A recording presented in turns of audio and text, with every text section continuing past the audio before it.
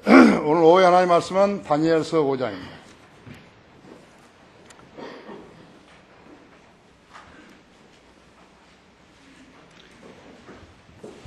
다니엘서 5장 25절부터 31절까지를 제가 받들어 써 있겠습니다.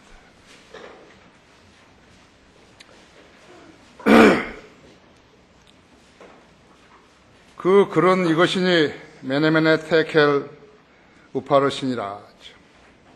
그것의 해석은 이러하니 메네는 하나님께서 왕의 왕국을 헤아려서 그것을 끝내셨다 하며, 테켈은 왕을 저울에 달았더니 부족함이 나타났다 하며, 페르시아는 왕의 왕국이 나누어서 메데인들과 페르시아인들에게 주어진다 함이니이다 하더라.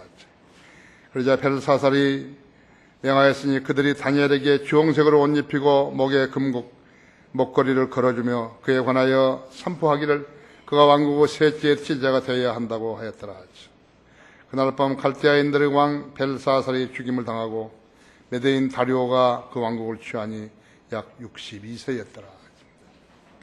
이제 바빌론 왕국이 끝나는 저녁입니다.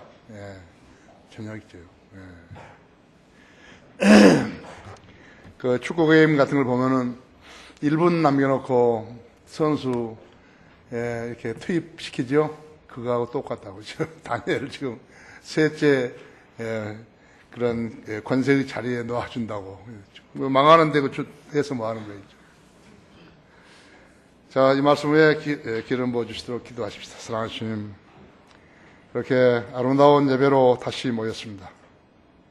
주님께서 사랑하시고 아끼신 성도들을 이 자리에 자리하게 하시고 또 하나님 말씀에 갈급한 그러한 성도들로 하여금 하나님 말씀을 잘 듣게 하고 계십니다.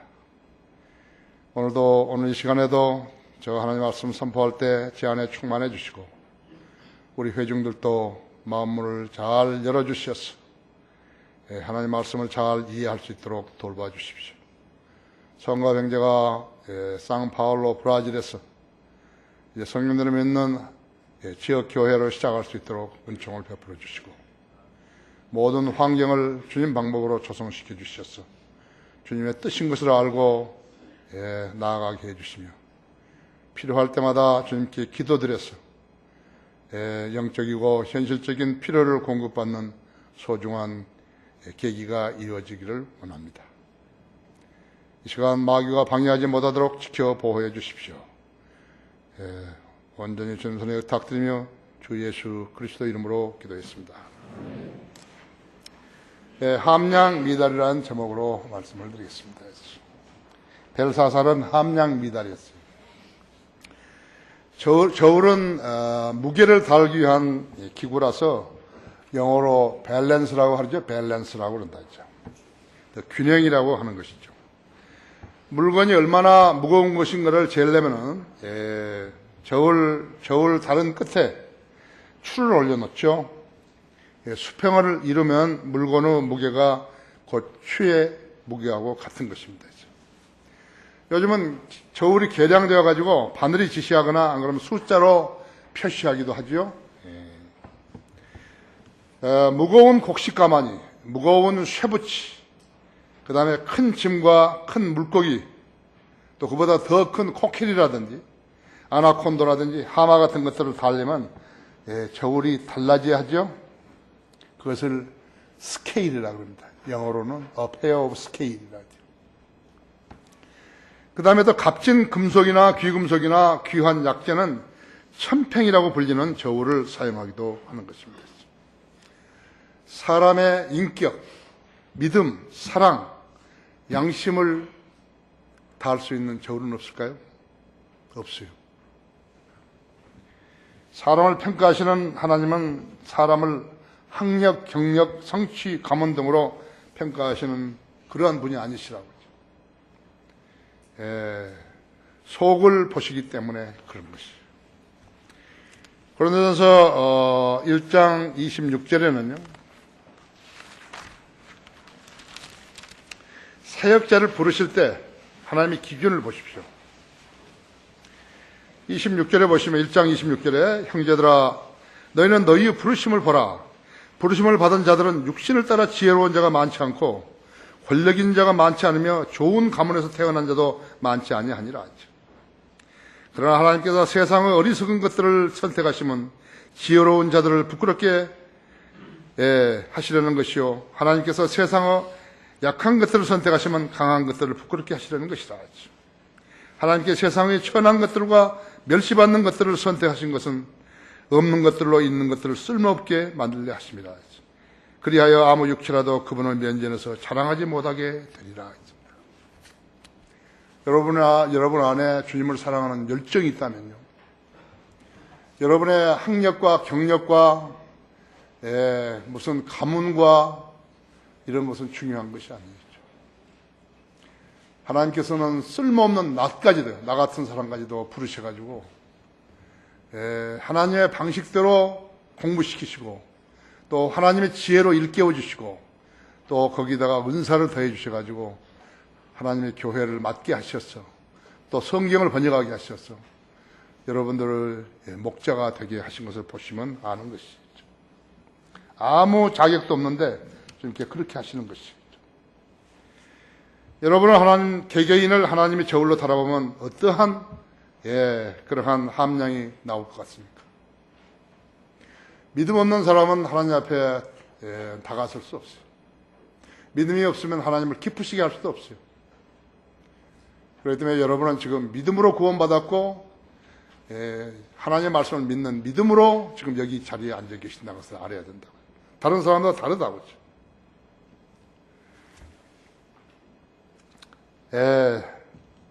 아무리 신실하게 살았다 해도 하나님의 저울에 달아보면 금세 무게가 달라질 수도 있다는 것을 알아야 됩니다. 왜 그런가? 그러니까 그 사람이 지은 죄 때문에 그런 것이에요. 죄가 다 성취를 상쇄해버리는 것이에요. 그렇기 때문에 육신적인 욕망이라든지 세상에서 알려주고자 하는 그러한 마음을 가지고 하나님을 섬기려고 하는 사람들은 그것은 도둑이요 강도라고. 하나님의 저울 주는 예수 그리스도시요. 자백하면 용서받지만요, 자백이 더 많아지면 그의 무게는 가벼워질 것이에요. 왜냐하면 길이요 진리요 생명이시기 때문에 그런 것이에요. 그럼 그 하나님과 하나님의 사역에 대한 인간들의 평가나 세상에 내리는 평가는 아무런 가치도 없어요. 사람이 많이 모였다든지 무슨 건물이 크다든지 무엇이 어쨌다든지 그건 아무 상관도 없고 아무 가치도 없어요. 하나님의 사역에 대한 거듭나지 않은 자들이나 육신적인 사람들의 평가는 더더구나 아무런 가치도 없는 거예요. 우리 교회에 대해서 뭘 평가한다. 뭘 알아야 평가를 하죠. 알아야지 이단이라고 그랬죠. 알아야 무슨 평가를 하죠. 모르는 자들이 무슨 평가를 하는 거죠. 세상의 인정을 받기 위한 인간의 의로운 행위는 어떤 것이에요? 점수가 없는 거예요. 복음 없는 선교, 진리 없는 구제, 선행, 이런 것들은 선행, 이런 것들은 성경의 기준에 미치지 못한다. 그리스도를 배제한 의는 하나님 보시기에 더러운 걸레와 같다가 있죠. 진리와 무관한 종교 행위는 쓰레기와 같은 거라고 하죠. 쓰레기를 붙들고 있다가 죽으면은 그 누구라도 지옥에 떨어져 그들의 혼이 영원히 불타게 되는 것이라고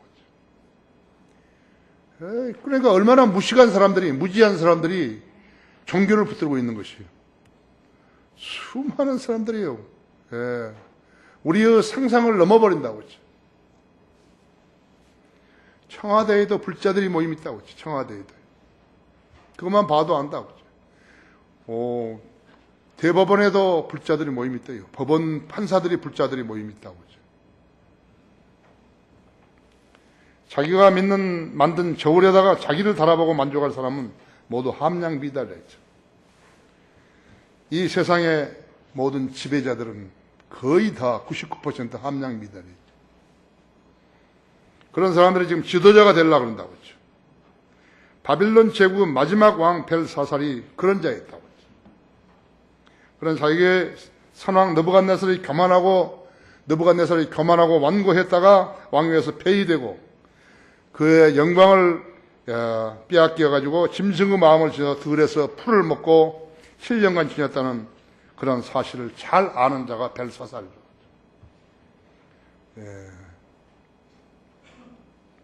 이 역사적 사실을 알면서도 벨사살은 유대에서 탈취해온 성전의 금문잔으로 술을 마시면서 파티를 하고 있었다. 그랬더니 왕궁 벽에 손가락이 나와가지고 그 파티장에 손가락에다가 나타나서 이런 글을 쓴 거예요. 메네메네 티켈 우파르신 이런 글이 써있다. 얼마나 놀랐겠어요.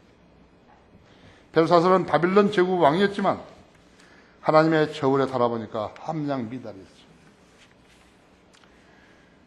하나님께서는 느부갓네살을 취한 것은요, 택하셔서 유다를 이렇게 유대 민족들을 바빌론으로 포로로 잡아가라고 한 것은요, 하나님의 유대 민족들이 불순종했기 때문에 그들의 벌을 주기 위해서 느부갓네살을 사용했을 뿐이에요.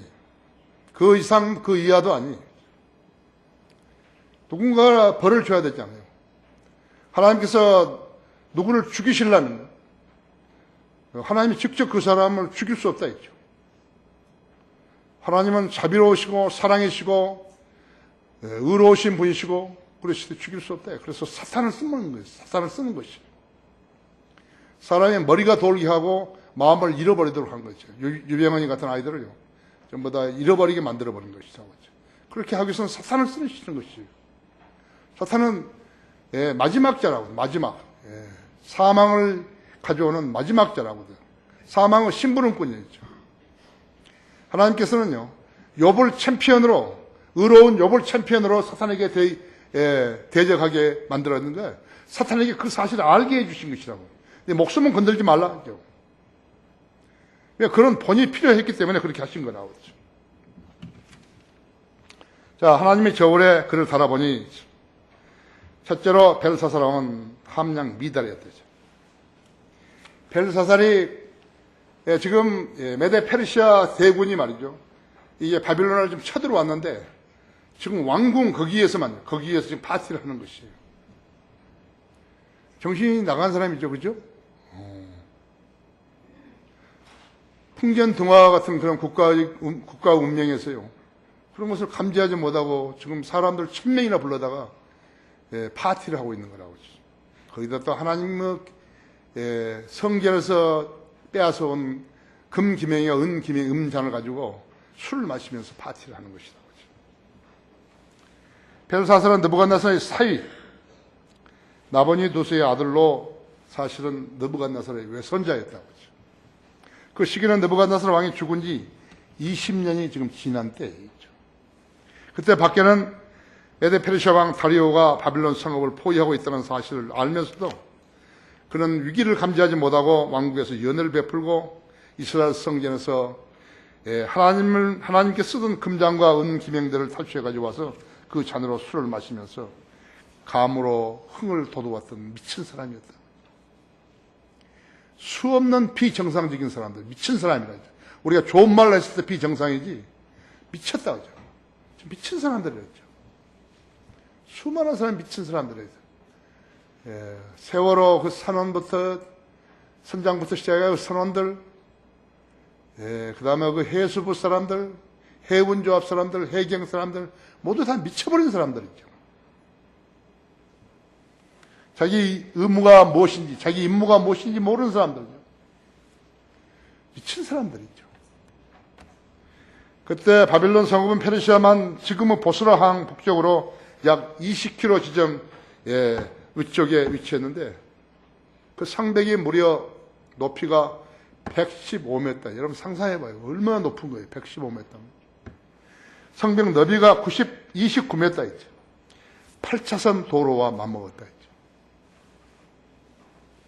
유프라데스 강이 도심을 가로질러 흘렀으며 거대한 노스의 문이 성읍의 출입을 막고 통제하고 있었기 때문에 외부로부터 그러한 성읍을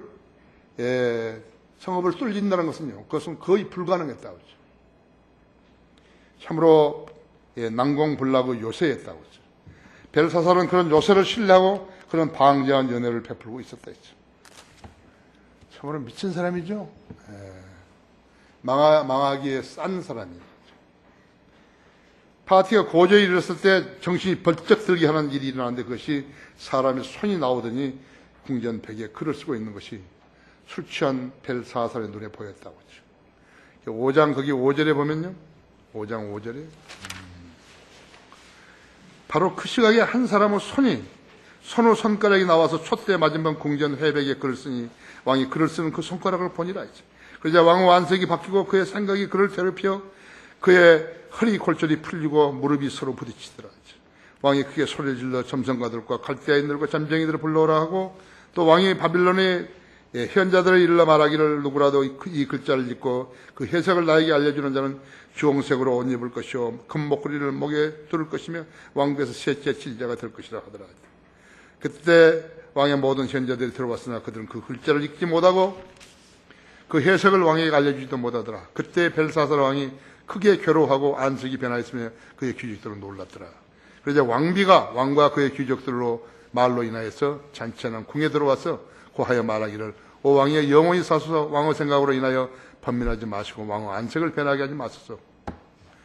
왕의 왕국에 거룩한 신들의 영을 지닌 한 사람이 있으니 왕의 부친 때에도 신들의 지혜 같은 빛과 명철과 지혜가 그에게서 나타났나이다. 내가 말씀드리오니 왕의 부친 느부갓네살 왕 곧 왕의 부친이신 그 왕께서 그를 마술사들과 점성이들 갈대아인들 점쟁이들이 우두머리로 삼았으니 왕이 벨트사살이라고 이름하신 다니엘에게 탁월한 영과 지식과 명철이 있어 꿈들을 해석함과 난해한 글귀를 풀어주어 의문을 해소하는 것이 나타났나이다. 이제 다니엘을 부르소서. 그리하면 그가 그 해석을 알려드리리라 하더라. 그러니까 장인 다니엘은 그때 당시에 이제 나이가 많아가지고 관직에는 없었던 것이죠. 그러니까 이 벨사살이 알지를 못한 거죠. 그래서 불러오라고 한 것이다. 훗날 이 고고학자들이요, 이 연회장을 발견을 했는데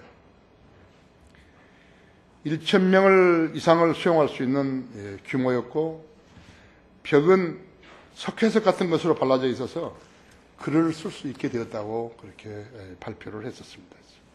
이 글은 메네메네 테켐 우파르신이었다 했어. 메네는 하나님께서 왕국을 헤아려서 그것을 끝내셨다 하며 테켈은 왕을 저울에 달았더니 함양 미다람이 나타났다 하며 페레스는 왕의 왕국을 나누어서 메대인과 페르시아인들에게 주어진다고 하며 그 상황에 이제 다니엘이 불려나온 것이라고 하죠. 그때 당시에 약 한 85세 정도 되었을 것이라고 보는 것이죠. 다니엘이 그 자리에서 벨사살 왕에게 선왕 느부갓네살이 제국의 영광을 차지려 했던 하나님의 계획 아래서 이루어진 것이었는데 그가 하나님의 능력과 계획을 무시하고 마치 자기가 이루겠던 것처럼 오만 방지하게 되자 하나님께서 그를 7년간이나 짐승처럼 들에 내버리셨다가 그가 제국을 일으키실 것을 알고 멸망시키도 있을 수 있는 전지전능하신 분이심을 알게 되었을 때 그의 마음이 다시 회복되어 가지고 그런 점을 설명해 주면서 벨사살 왕을 꾸짖고 벽에 쓴 글들을 해석해 주었다. 그 22절에서 24절에 보시오. 그의 아들이신 오 벨사살의 왕은 이 모든 것을 알면서도 왕의 마음을 낮추지 아니하고 오히려 하늘의 주를 거여가지고 자신을 높였으며 사람들의 주의 전의 기명들을 왕 앞에 가져오니 왕과 왕의 귀족들과 왕의 아내들과 왕의 후궁들은 그것들을 가지고 술을 마셨나이다. 오 왕께서 보지도 못 듣지도 못하고 알지도 못하는 은으로 만든 신과 금으로 만든 신과 녹과 철과 나무로 만든 신들을 찬양하였으나 왕의 호흡은 그 손에 가지시고 왕의 보물 모든 길이 그분의 것인 그 하나님께서 영광을 돌리지 아니하심으로 그분께서 손가락을 보내서 이 글을 기록되게 하였나이다. 기록되었나이다. 내가 언젠가도 이야기했지만 내가 군대 생활을 할 때 그 강원도 화천에서 경기도 화천이고 강원도 화천인가 거기에서 이제 그 휴일날인데요. 나한테 봄날이고 아주 너무 좋더라고. 햇볕이 이 정도로 따갑고 그래서 이제 총각이니까 이제 그 들에 나왔어요. 들에 나와서 어떤 처녀를 하나 본 거예요. 이제. 그래가지고 이렇게 이야기하고 이러는데 그 처녀 집에를 가게 된 거예요. 처녀 집에를 갔는데 와, 나한테는 아주 놀라운 광경이 펼쳐진 거예요. 이 돼지막이 이제 왼쪽에 있는데 돼지막에 들어가니까 돼지막이 상당히 큰데요. 한 여기 지금 이 정도 됐을 건데요. 사람이 그 돼지처럼 산 거예요. 그것도 미친 사람이 아니에요. 미친 사람이 아니라 근데 그 집에 할아버지인 것 같아요. 할아버지인데 완전히 옷도 다 벗고 그냥 돼지하고 똑같이 사는 거예요. 그냥 이렇게 막 전부 다 이렇게 더러운 오물들이 몸에 다 묻어 있고 말이죠. 그래서 도망쳐서 나왔죠.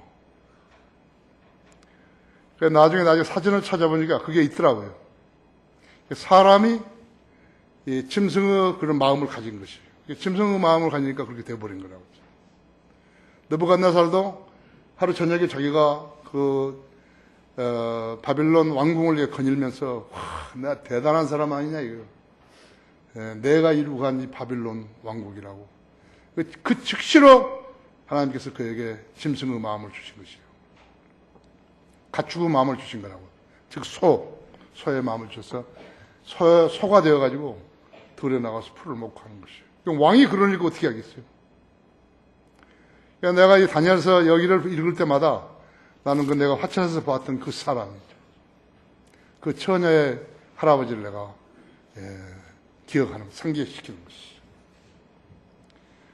미친 사람들도 그 분류와 등급이 다를 뿐이에요.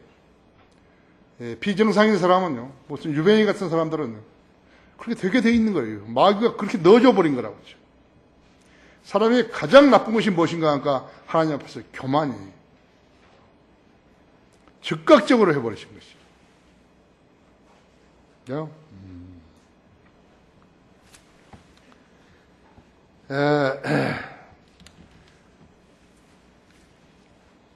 이사야서 44장 28절에는요 코레스라는 이름이 나오는 것이요. 코레스 왕은 불타버린 예루살렘 성전을 재건하라는 명을 받은 페르시아의 왕이었다. 그가 태어나기 176년 전에 하나님께서는 그 이름을 예언한 것이에요. 하나님께서 그의 이름을 예언하신 것이죠. 코레스라는 이름을. 성경을 거듭나지도 않는 자들이 성경을 안다고 무슨 글을 쓰고 하는 것이죠. 성경을 알 수가 없어요. 성경을 알 수가 없어요. 거듭나지 않은 사람은 아무리 공부를 했다 하더라도 성경을 알 수 없어요. 서양사, 고대사, 아무리 공부를 해도 소용없어요. 중동 역사 해도 소용없다 했지.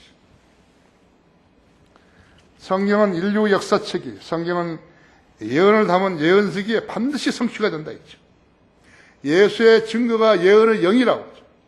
계시록 19장 10절에 있는 대로 성경의 예언들이 성취되지 않는다면요, 성경은 진리가 될 수 없다고 했죠. 성경의 예언들이 성취 안 된다면 성경을 공부하는 것은 인생의 그야말로 낭비라고. 철학을 공부하는 사람보다 더 낭비고 로마 신이나 그리스 신이나 이런 신들을 공부하는 사람보다 더 낭비라고. 그렇다면 하나님을 거짓말쟁이로 만드는 것이죠. 예수님도 거짓말쟁이며 믿는 우리도 거짓말쟁이가 되는 것이라고. 그렇죠?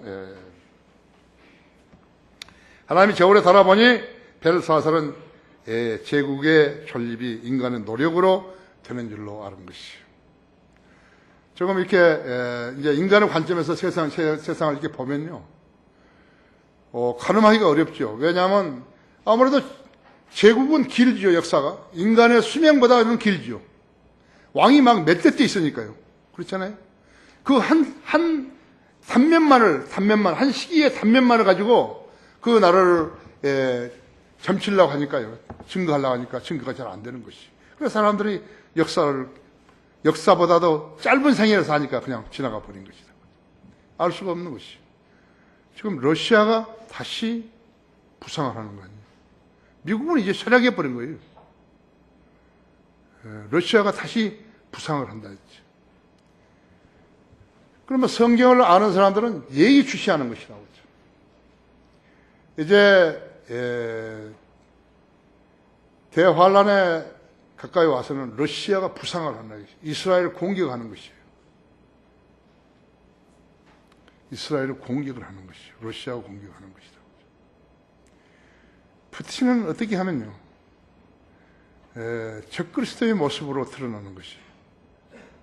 우크라이나를 막 해체하려고 그러고, 그렇게 한다고 하죠. 벨사스는 하나님의 저울에 달아보니까 함량 미달이었다 했죠. 그럼 누가 함량 미달인가 했죠. 성경의 권위를 무시하는 자들이에요. 스스로 하나님의 부르시지도 않고 들으시지도 않는데 스스로 목사가 되고 교사가 된 자들이라고 하죠.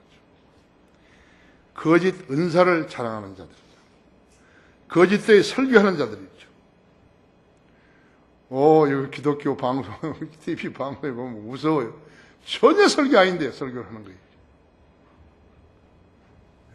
영적으로 거듭나서 하는데 혼미한 영을 가진 사람들이요. 저 사람도 지금 목사고, 저 사람도 텔레비전에 나왔으니까 무엇인가 되는 사람이라고 생각하고 있는 것이에요. 더 무서운 건 AR에서 전화가 있다 해가지고 산교해가지고 돈 내라고. 그 거지 같은, 그 설교도 아닌 걸 듣고 돈 내라고. 그것도 모르는 거예요. 그러니까 저렇게 구원파 이런 데 가가지고 돈 뺏기죠. 은사주지한테 돈 뺏기죠. 복음의 진리가 소중함을 알면서도 실천하지 않는 자들이라고 하죠. 복음을 전하지 못하면서도 거리 설교하라는 자들이라. 거리 설교 아니다. 우직스러운 사람들이요. 우리 교회가 최고라고. 뭐가 최고예요? 유명한 목사님이죠. 유명한 목사, 뭐가 유명한데? 그 길로 가면 안 되는지 알면서도 가는 자들이 있다. 그들이 다 성경을 깔아뭉개고 자기 아래다가 성경을 두는 자들이 모두 함량미달자였죠. 자기 의무를 다하지 않은 사역자는 함량미달이죠. 공무원들이 국민인 세금으로 먹고 살면서 자기 임무를 갖다가 소홀히 하고 하는 자들은 전부 다 함량미달이죠. 하나님께서 주신 헌금으로 생활하면서요, 월급을 받아먹으면서 하나님 명령에 순종하지 않은 자들은 함량미달인 것이에요. 하나님께서 다시 안 쓰는 거예요. 잠언 8장 13절에 두를 두려워하는 것은 악을 미워하는 것이라 했어요. 나는 교만과 오만, 악한 행실, 완고한 입을 미워하느니라 했죠. 그렇죠? 여러분, 미군이 한국 전쟁에서 패배한 원인이 뭔지 아십니까? 그것이 그들의 교만이었어요. 2차 대전에서 일본을 이긴 미군은요, 승리에 취했어요. 한국 전쟁을 너무나 과소평가해버렸는데 그 원인이 있는 것이. 수많은 사람이 죽었죠? 그때 그 사람들은요, 겨울 군복도 준비하지 않았어요. 여름 전투복으로 미군의 국력, 군대, 장비, 무기만 있으면 북한군, 중공군 정도는 쉬이 이길 수 있다고 자만해버린 것이에요.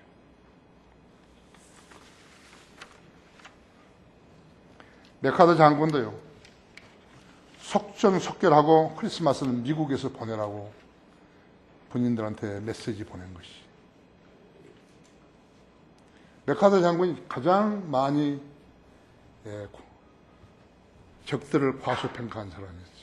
그래서 그 사람이 만일에 인천 상륙작전에 승리하지 못했으면요, 그 사람은 다시 회자될 수 없는 사람이었어요. 오판한 거예요. 그때 한국 지형은요, 군대 차량 한 대가 통과할 수 있는 그러한 겨우 갈 수 있는 도로였어요.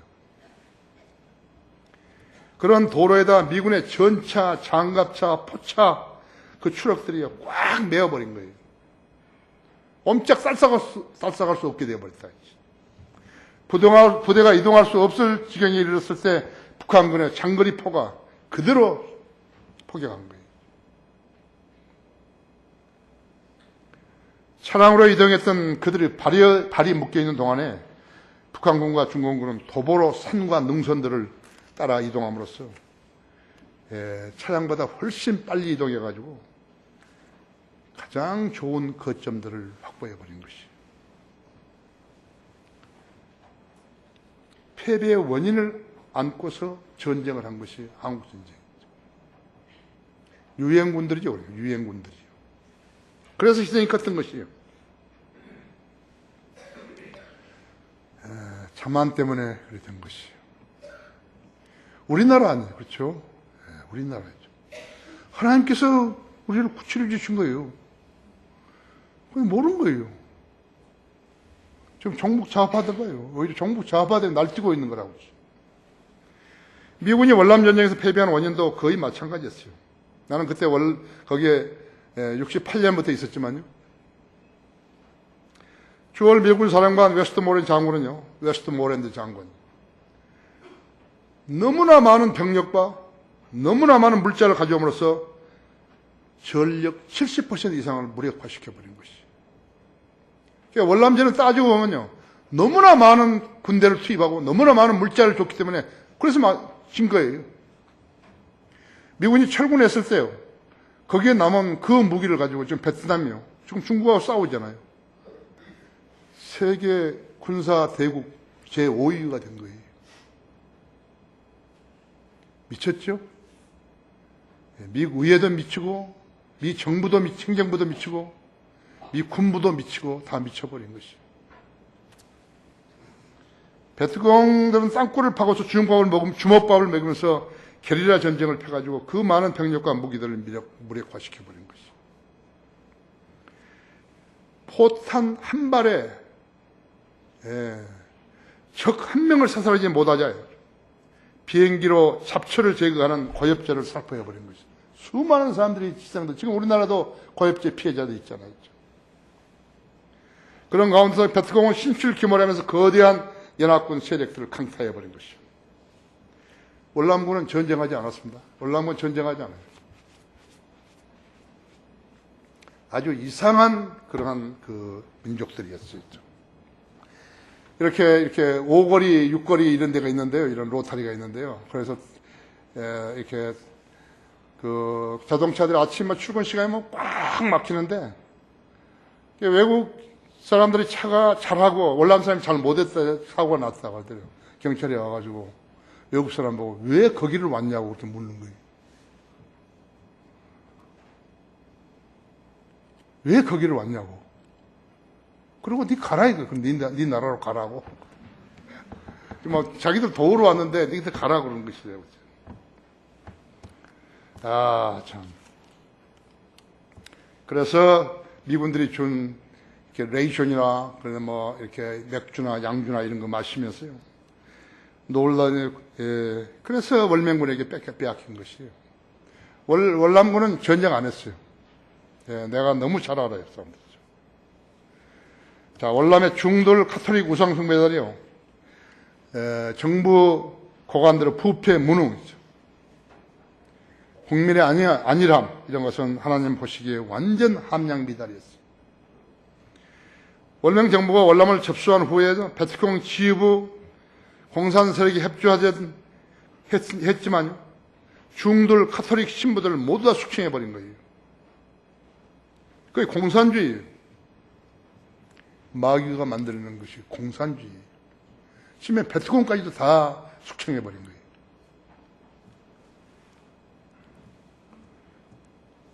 러시아, 중국, 캄보디아, 월남, 북한, 쿠바 각국의 반군들의 실상이라고 하죠. 한국 종북 좌파들 운명도 다르지 않다고 하죠. 공산주의를 알아야 된다. 공산주의를 알아야 된다고 하죠. 거기에 협력해가지고 무슨 여권 타도 뭐 대통령 하야 이따위 뭐 짓을 자꾸 하고 있지만요. 전부 다 숙청의 대상들이라는 것을 알아야 된다 했죠. 그들은 두 개의 세력이 교차하는 것을 아주 싫어하는 것이에요. 김정은이가 장성택을 죽인 이유도 거기에 있는 것이에요. 당시 바빌론을 포비했던 메데 페르시아 왕 고레스는요. 하나님이 세우신 왕이었어요. 하나님이 세우신 왕은 승리하는 거예요. 하나님을 두려워하기 때문에 승리한다 했죠. 철옹성을 이룬 궁전은 그날 밤 따라서 보초가 노쇠 대문의 빗장을 잠그지 않았다고 했죠. 그러니까 국가가 망하려면요, 모든 것이 다 맞아야 된다 했죠.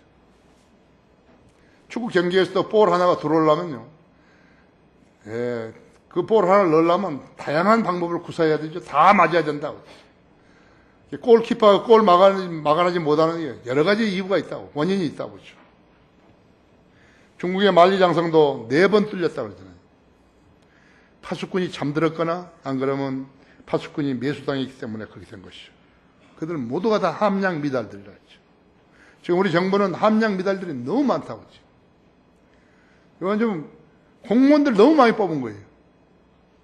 공무원들 뽑아서 자리에 앉혀놓으니까 그 사람들은 무엇을 해야 될 거 아니에요. 그래서 규제가, 자기들이 만든 규제가 이렇게 많아져 버린 거라고 하죠.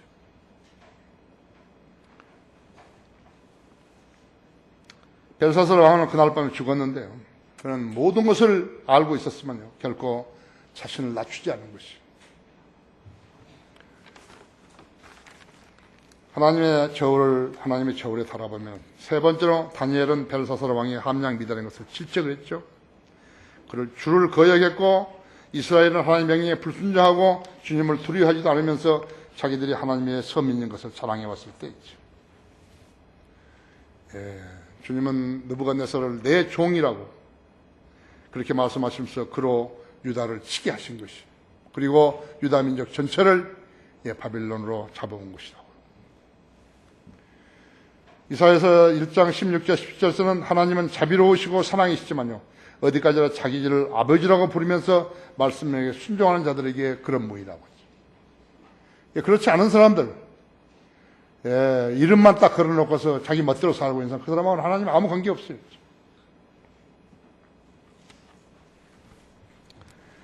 여러분, 호세아 2장 6절 한번 열어보십시오.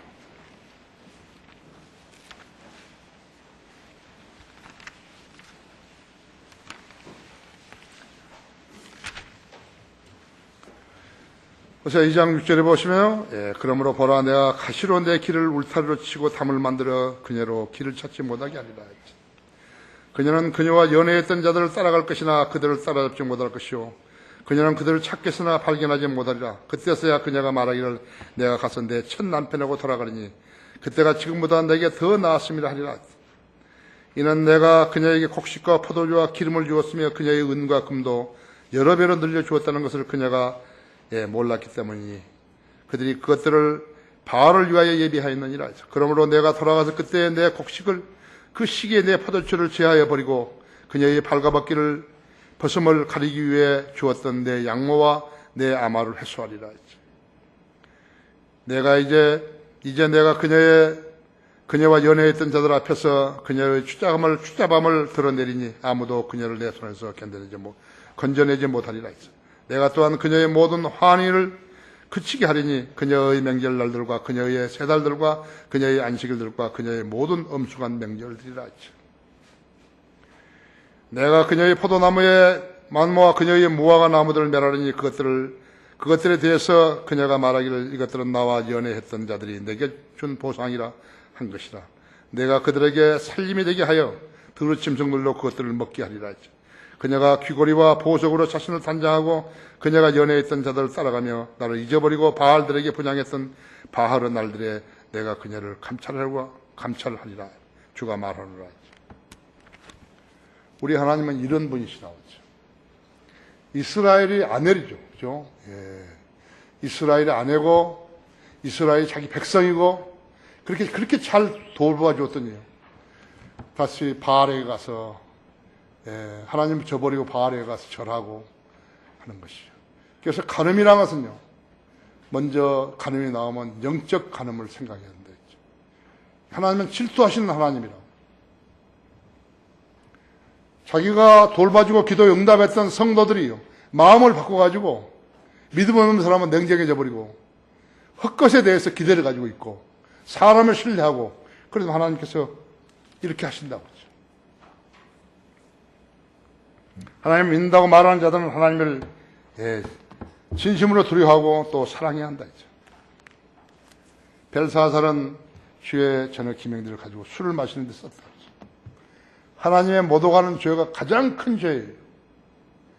여러분은 그런 사람은 어디에서나 하나님을 부인할 수 있다는 것을 알아야 된다. 우연하게 한번 그런 거 아니에요. 아니에요. 마음속에 있는 것이에요. 하나님 명령에 순종하기도 싫어하고 하나님 일하기도 싫어하고 하나님 버리니까 자기는 부인할 거라고. 나는 버린 적이 없어. 아니에요. 하나님 버리니까 하나님께서 그를 버려버리신 것이다. 술은 바빌론과 연계되어 있다. 세상의 바빌론 제도와 연계되어 있다.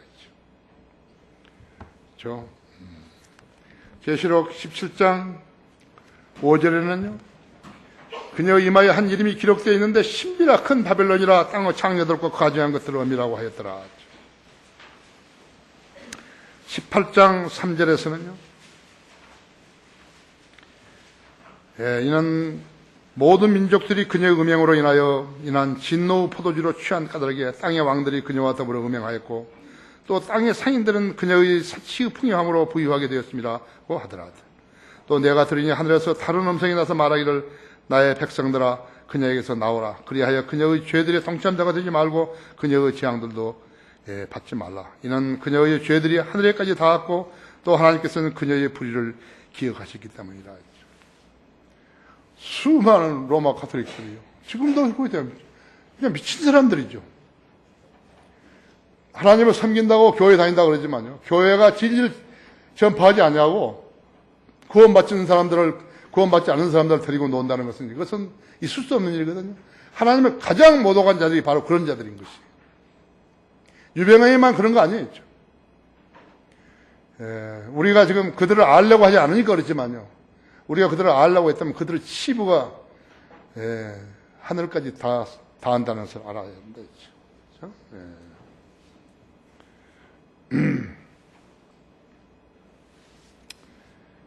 거기 에레미야서 51장 6, 7절을 한번 보십시오.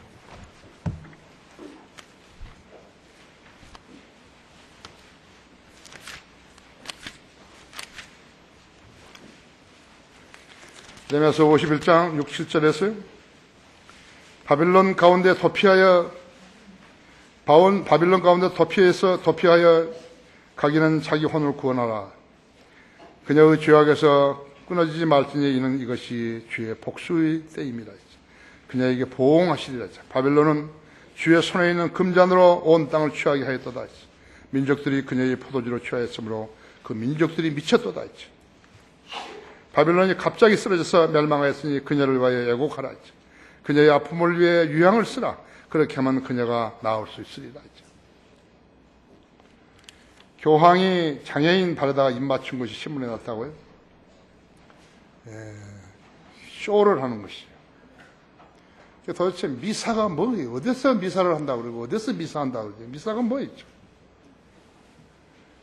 알지도 못하는 신들, 즉 우상을 칭송하는 죄는 가장 큰 죄라는 것을 알아야 된다. 그것도 하나님을 믿는다는 사람이 그렇게 한다는 것은 가장 큰 죄를 지은 것이죠. 믿음에 있어서는 버림받은 자들이죠. 왕의 호흡을 그 손에 가지시고 왕의 모든 길이 그분의 것인 하나님께는 영광을 돌리지 아니하므로 큰 죄, 즉 지혜 없는 자, 하나님을 두려워하지 않는 모든 민족, 모든 개인은 함량미달. 거짓되이 하나님 믿는다고 하는 자들도 모두 함량미달. 바람이 불으면 다 날아가 버린 쭉정이같이 되어버린다 했죠. 벨사살 왕은 그날 밤에 죽임을 당했다 했죠. 모든 권세는 하나님으로부터 나온 것이에요. 우연은 없어요.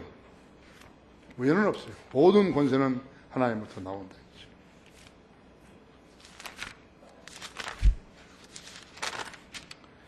각 사람은 위에 있는 권세자들에게 복종하라 했죠. 하나님께로부터 나오지 않은 권세는 없나니 모든 권세는 하나님께서 정하신 것이라 했죠. 그러면 누구든지 권세자에게 거역하는 자는 하나님의 윤례를 거역하니 거역하는 그들은 스스로 저주를 받게 되리라 했어요. 불법으로 권세를 행사하는 자들 있잖아요. 그것은 제외되는 것이죠. 성경에 무지한 자들은 이 점을 모르는 것이죠. 북한 정권은 하나님의 심판을 쌓고 있는 셈이에요. 남한은 어떤 것인가? 부정부패, 공무원들의 부패, 산업자원부 산하가 가장 부패가 많다 했죠. 국회 일하지 않고 전쟁만 일삼고 있다 했죠. 임기를 때가 똑같은 거예요, 지금. 내가 지금 파워에 글 썼습니다만 내일 아침에 나갈 거죠. 국회가 있는 것은 뭐냐니까 국민의 동의를 얻어가지고 그러니까 동의로 무슨 법안을 처리하자는 거 아니에요. 그렇죠? 그 방법이라 그 장치라도 없으면 어떻게 하는 거예요? 그래서 그렇게 하는 거예요. 국회의원들 뽑아가지고 하는데 이 사람들이 일을 안 해버린 거예요. 회기가 지나면 어떻게 폐기가 되어버린 그 법이요. 1,몇백 건씩. 내가 쓴 건 뭐냐니까 지금까지 국회에서 통과한 법이 실행이 안 되고 있는 거예요. 이 기가 막힌 일이라고요. 그런데 어떤 신문정의도 이것을 논한 적이 없어요. 국회에서 통과를 시켰는데 실행 안 한다고요.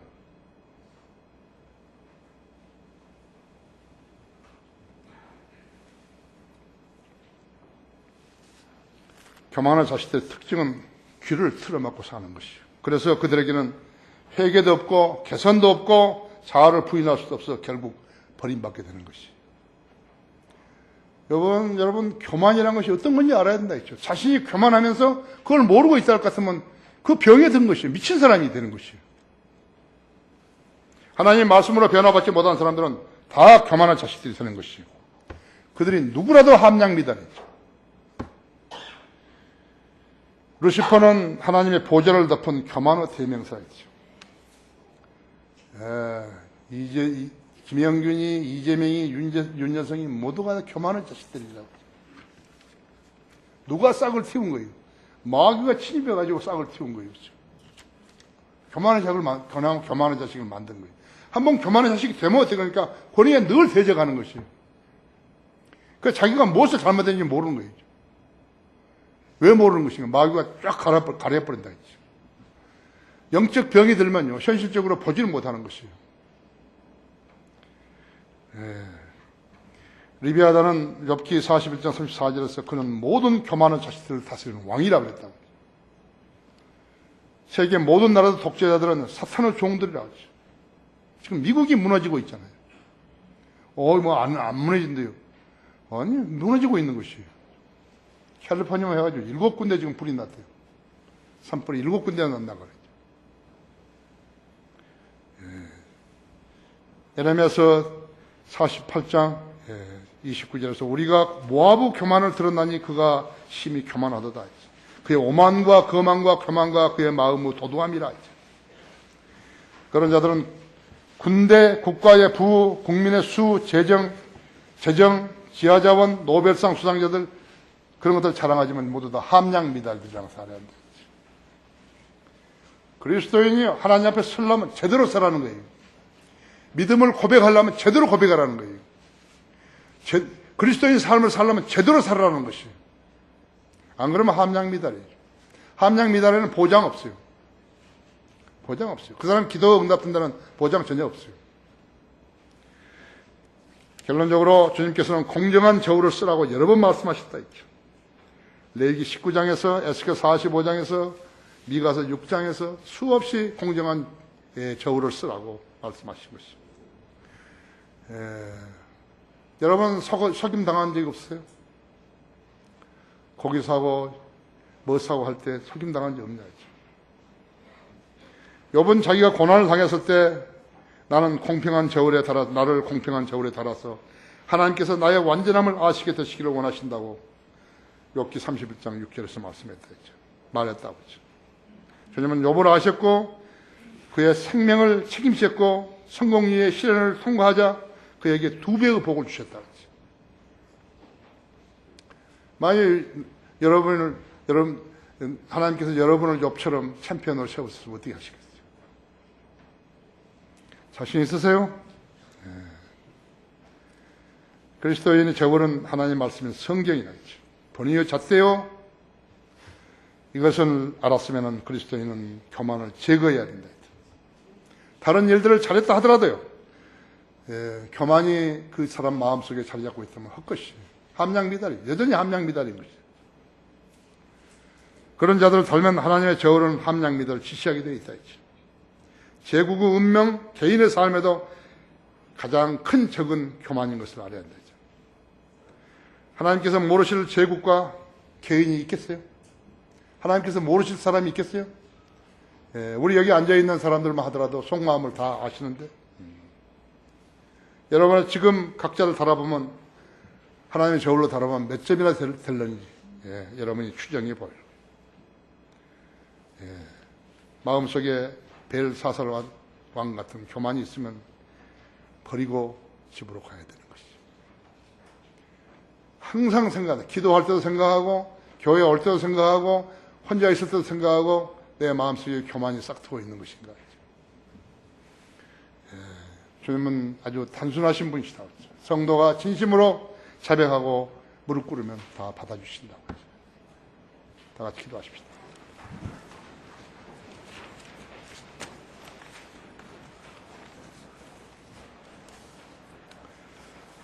주님, 우리 교회는 주님 앞에 신실한 성도들이 있습니다. 오늘 제가 설교를 통해서 우리 성도들이 마음속에 있는 그런 허구들과 교만과 허세와 자기 자신만 알고 있는 자존심과 만일 이런 것들이 있다면 다 제거하게 해주시고, 그것이 성도가 주님과 교제하려고 나왔을 때 방해물이 된다는 사실을 인지시켜 주십시오.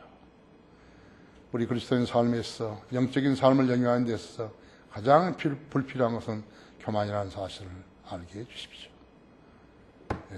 모든 걸 감사하며 우리 주 예수 그리스도 이름으로 기도했습니다.